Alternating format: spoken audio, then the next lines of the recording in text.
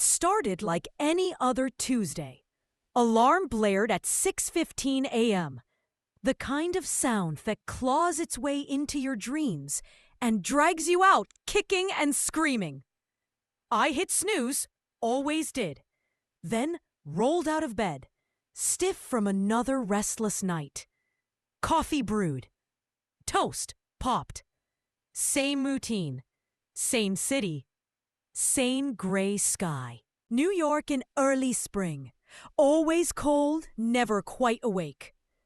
I live in Queens, near Jackson Heights. My job?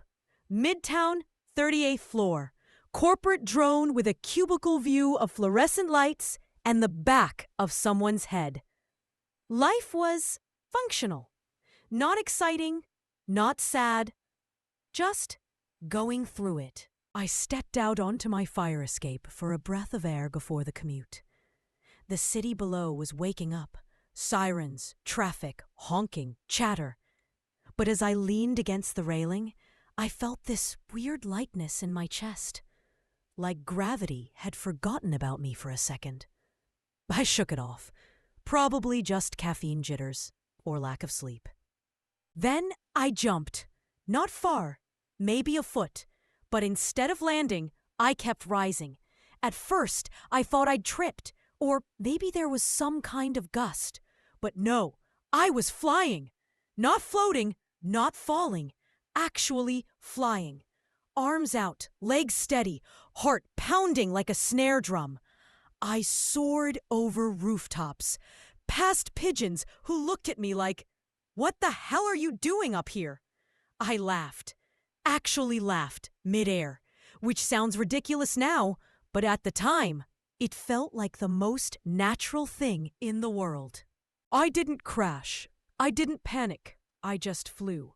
I landed on the roof of an apartment building across the street. No one saw me. Or if they did, they convinced themselves they hadn't. That's New York for you. People see what they want to see. I called in sick that day. For hours, I stayed in the sky. I flew over Central Park, where joggers zipped along trails, unaware of the man gliding above them. I hovered over the Empire State Building, watching the sun climb higher. I dipped down low enough to read headlines on newspaper stands.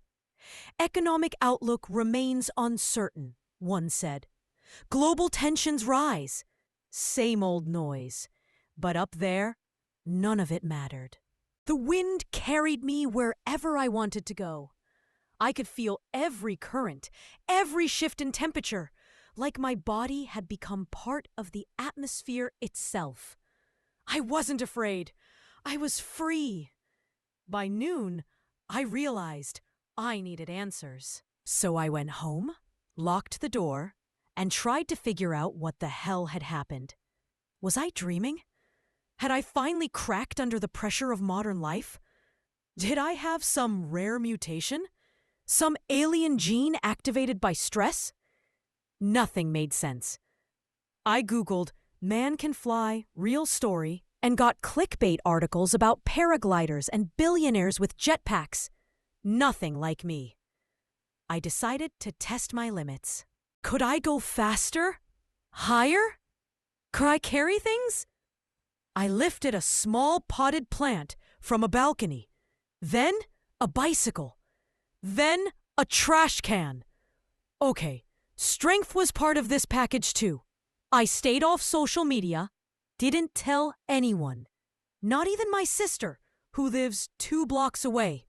You know how people get when you say something like that.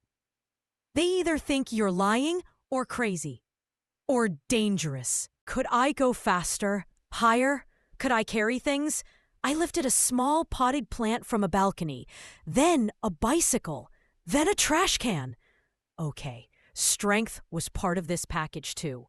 I stayed off social media, didn't tell anyone, not even my sister, who lives 2 blocks away. You know how people get when you say something like that. They either think you're lying or crazy or dangerous. And that's when the fear crept in. Because once you realize you're not like everyone else, you start to wonder why. And what happens when someone finds out? 2 days later, I saw a helicopter following me. I was flying over Brooklyn, heading toward Prospect Park, when I noticed it. Black, unmarked, keeping pace with me. Not chasing, just watching. I ducked behind buildings, weaved through power lines, tried to lose it. It stayed with me all the way back to Queens. I haven't flown since. I've been staying inside, curtains drawn. I unplugged my Wi-Fi, changed the locks, bought groceries online. I don't answer calls. Sometimes I sit on the edge of my bed, staring at my hands, trying to understand what I am now. Is this a gift? A curse? A glitch in reality? Last night, I stood on the fire escape again. Wind was blowing.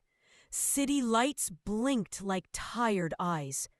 I closed mine, took a deep breath, jumped, and flew again, just for a second. Because the moment I left the ground, the helicopter was back.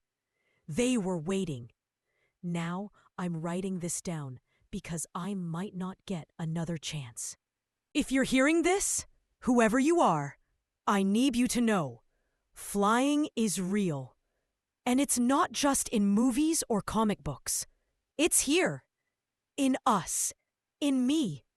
And I'm not the only one. There are others. I've seen them. Flickers in the corner of my eye. Shadows moving fast between clouds. People who disappear into the sky and never come back down. We're being watched. But we're also being chosen. Maybe this is evolution. Maybe it's something older. Something buried in our DNA, waiting for the right moment to wake up. Mine came on a Tuesday morning, and I'll never be the same.